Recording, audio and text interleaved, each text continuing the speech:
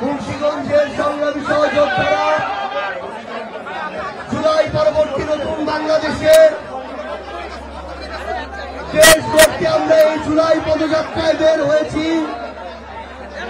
আমরা আজকে আপনাদের বীরের মুন্সিগঞ্জে এসেছি। আমাদের চরের সাহসী সন্তানদের মুন্সিগঞ্জে এসে উপস্থিত হয়েছি।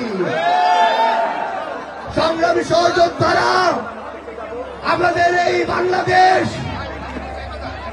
পরিপূর্ণ ফ্যাসিবাদ মুক্ত তো হয়নি, বরং ফ্যাসিস্টদের দোসর মুক্ত স্বাধীন বাংলাদেশ হতে এখনো অনেক পথ বাকি।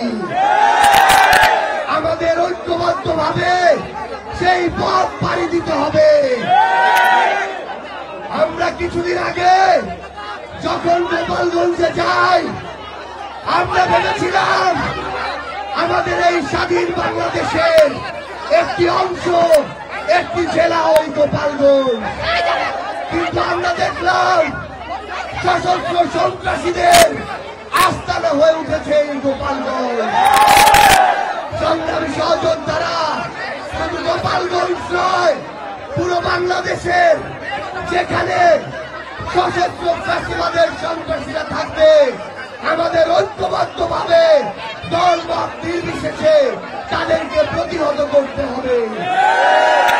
সংগ্রামী সহযোদ্ধারা, একটা জিনিস মনে রাখতে হবে, তাদেরকে যদি আমরা জায়গা করে দেই, তাহলে আগামী বাংলাদেশে তারা এর চেয়ে বেশি ভয়ঙ্কর পরিস্থিতি তৈরি করবে।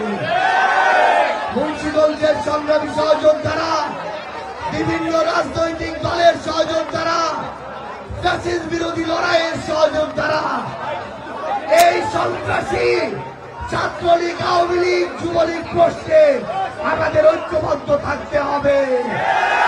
যে কোনো মূল্যে আমাদের উপরে সশস্ত্র আক্রমণ চালানো, জুলাই অভ্যুত্থানের নির্দেশদাতা, জুলাই অভ্যুত্থানের গণহত্যার নির্দেশদাতা, পিডিআর হত্যাকাণ্ডের নির্দেশদাতা, শাপলা গণহত্যার নির্দেশদাতা, দিল্লিতে বসে থাকা হাসিনাকে এই বাংলাদেশে এনে বিচারের আওতায় নিয়ে আসতে হবে। আমরা এই বাংলাদেশে হাসিনার সর্বোচ্চ শাস্তি মৃত্যুদণ্ড দেখে মরতে চাই।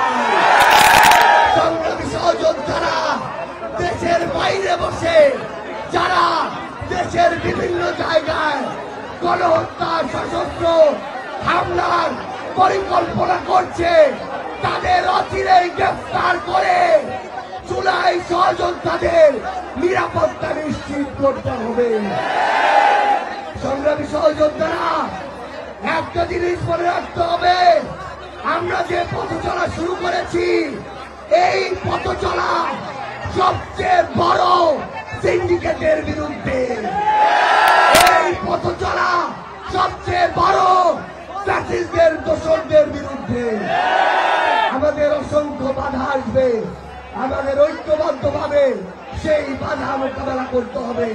আমরা বিশ্বাস করি আমাদের এই লড়াইয়ে আমাদের মুন্সিগঞ্জের সাহসী সন্তানেরা যেভাবে জুলাইয়ে রাজপথে লড়াই করেছে, আগামীর বাংলাদেশেও সেভাবে লড়াই করবে।